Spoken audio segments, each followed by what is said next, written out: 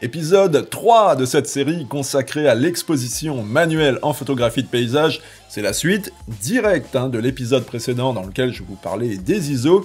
Et j'ai encore des choses à vous dire concernant les ISO, donc on en parle juste après.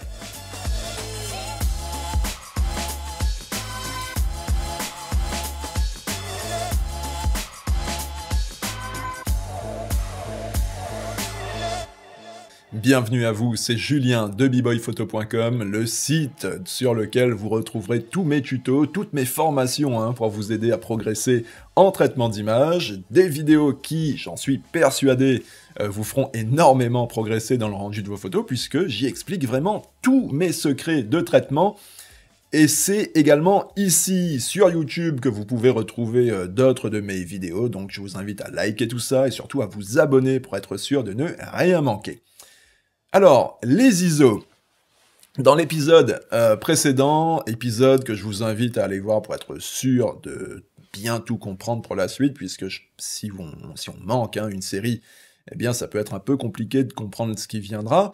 Donc dans l'épisode précédent, je vous parlais des ISO, de leur impact sur l'exposition, et on était arrivé à la conclusion que augmenter à chaque fois les ISO d'un cran, eh bien ça rendait également la photo plus claire d'un cran supplémentaire. Donc ça c'est ok. Je vous disais également que les ISO sont liés au temps de pose, et j'avais prévu de vous faire une démonstration qui allait dans ce sens. Donc c'est ce qu'on va faire maintenant. Et pour la démo justement, je vais prendre cette photo. C'est une photo que j'ai faite en Toscane, en Italie. Et pour obtenir cette photo bien exposée, comme vous la voyez là, une photo que j'ai faite avant le lever du soleil, on est même plutôt en fin de nuit. Donc les réglages pour cette photo sont de 15 secondes de pause et 100 ISO. Et je précise un point, avant que certains crient au scandale concernant mes explications, pour le moment, on ne parle que du temps de pause et des ISO, c'est normal, on ne parle pas encore de l'ouverture. Ça viendra plus tard, je veux que ça soit simple à comprendre, donc on y va crescendo. Pour le moment, on se concentre à bien comprendre le lien qu'il y a entre les ISO et le temps de pause, et plus tard on ajoutera le troisième facteur, qu'est l'ouverture, puisque je pense que si on parle de tout en même temps, ça sera vite le bordel dans la tête de ceux qui débutent. Donc on simplifie. Ok, donc on revient à notre photo, 15 secondes de pause, 100 ISO, ça me donne donc cette photo bien exposée, elle est ni trop claire, ni trop sombre, elle est bien comme elle est, avec ses réglages donc. Et maintenant, admettons que je fasse la même photo, mais en changeant le temps de pause et les ISO.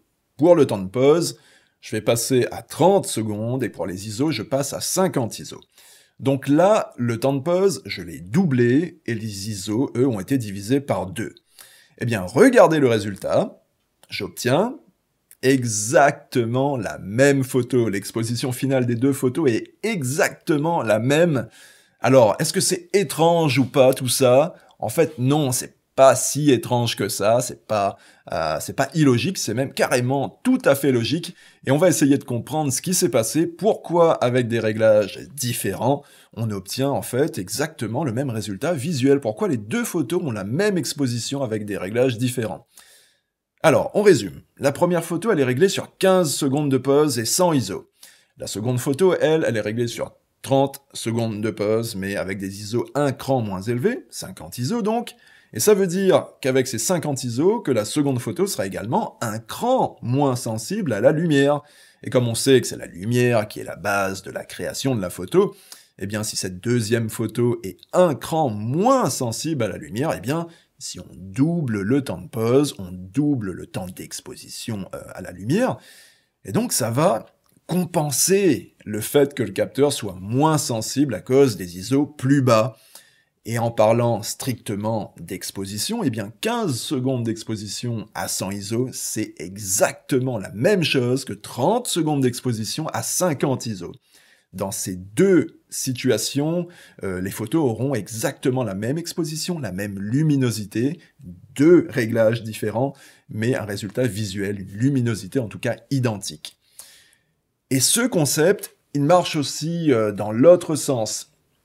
Et si je reprends ma photo de base qui est faite avec 15 secondes de pause et 100 ISO, et que je fais une autre photo, mais cette fois-ci en ne baissant pas les ISO, mais plutôt en les augmentant, je vais les augmenter d'un cran, je vais passer à 200 ISO au lieu de 100, Donc là, le capteur devient plus sensible à la lumière, et si je réduis le temps de pause de moitié, que je passe donc de 15 secondes à 8 secondes de pause, eh bien, qu'est-ce que j'obtiens comme résultat?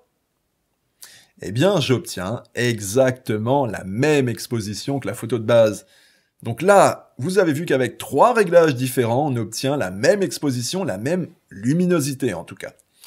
Alors, avec ces exemples, moi ce que je veux que vous compreniez surtout, c'est que les réglages de temps de pause et des ISO, ce sont en fait deux réglages qui sont liés, et ils le sont en permanence pour n'importe quelle photo que vous allez faire. Le temps de pause et les ISO, ce sont deux réglages qui reviendront tout le temps et qui marcheront tout le temps ensemble. Et avec les exemples que je vous ai montrés, ce qu'il faut bien comprendre, c'est que pour une exposition donnée, pour une photo finale bien exposée, eh bien, il n'y a pas forcément qu'un seul réglage possible. Il peut y en avoir plusieurs selon le temps de pause, selon les ISO qu'on utilise. Et dans tout ça, évidemment, il n'y a pas que les ISO et les temps de pause qui fonctionnent ensemble, puisque je vous ai parlé d'un trio, le temps de pause, les ISO, mais aussi l'ouverture étant, là encore, un réglage de plus, et ce sera le dernier qui viendra s'additionner au réglage dont on a déjà parlé, le temps de pause et les ISO. Alors, concernant les ISO, là on a déjà vu que ça influence la sensibilité du capteur à capter la lumière justement, et plus on grimpe les ISO et plus le capteur est sensible à la lumière, et dans une situation où on fait une photo et qu'on change uniquement comme réglage les ISO, et bien avec des ISO élevés, la photo sera plus lumineuse, ça je vous l'ai montré dans l'épisode d'avant, mais ce qu'il faut également savoir, et ça c'est aussi très important, c'est que cette sensibilité accrue du capteur lorsqu'on grimpe dans les ISO, eh bien, ça ne se fait pas non plus sans conséquence, puisque le réglage des ISO, eh bien, ça joue beaucoup sur la qualité de votre photo, sur la propreté du fichier, en fait. Et ce qu'il faut savoir et retenir sur la qualité de nos photos concernant le choix des ISO, c'est que plus les ISO sont bas, 50 ISO, 100 ISO par exemple, et meilleure sera la qualité d'image. Et inversement, plus on grimpe dans les ISO, 3002, 6004, etc., là, certes, le capteur devient plus sensible, ça peut nous aider à photographier des paysages quand il fait sombre, en fait, hein, je pense aux photos de Voie lactée en disant ça, mais la qualité d'image en grimpant dans les ISO, la qualité d'image en subit les conséquences de cette montée des ISO, et la propreté de vos photos sera moins bonne comparée à des ISO plus bas. En fait, avec des ISO très bas, on est toujours sûr d'avoir une photo d'une qualité maximale, une photo vraiment propre, sans tous les petits points qu'on appelle du bruit. Vous savez, ces points, ce grain qui apparaît lorsqu'on utilise des ISO plus élevés. Donc pour simplifier, pour résumer, plus les ISO sont bas, et meilleure sera la qualité de vos photos.